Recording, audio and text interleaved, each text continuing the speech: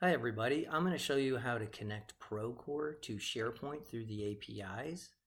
So we're going to start a video here that's a live demo where we go in and start off and look at your documents library, and it's empty in SharePoint.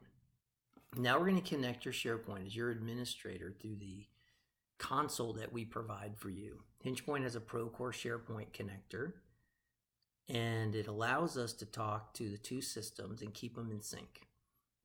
So first we need to know is what company are we connecting. So we grab your company ID right there out of the URL and we put it in there, and then there's a for the APIs to talk one another, they need the Procore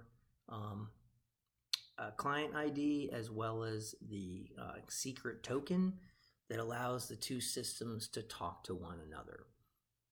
Once you enter all those, we need to know what project in Procore you want to connect to SharePoint.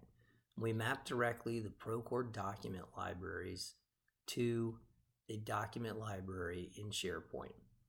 So we're going to a project, we find the project ID there, and we connect the documents list, and now we're going to activate the sync here in the admin console. You too can have this, or HingePoint can do it for you. We have a setup process that's pretty painless. We just get it installed in SharePoint and then we activate the sync. And then you can go back and look at the documents library and look at this. The synchronization has started just a few seconds ago. It pulled in the root folder and now it's pulling in subfolders.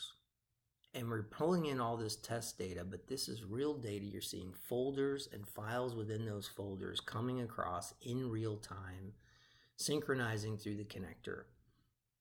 It's very fast. It will go as fast as Microsoft and Procore will allow it to synchronize, and you're going to see all the data coming back from Procore into SharePoint. So while you're testing it, if you want, you can deactivate the sync, and that could just be a test. We'd be happy to demonstrate that for you if you guys want a live demo in your environment.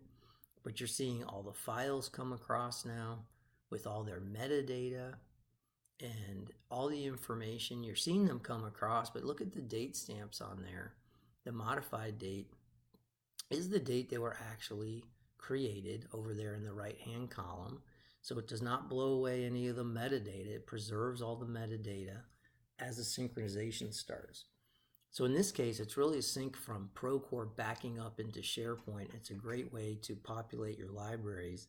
Some of our clients start in SharePoint and then they want to migrate all their data to Procore. This is another great way to populate Procore with all your project files.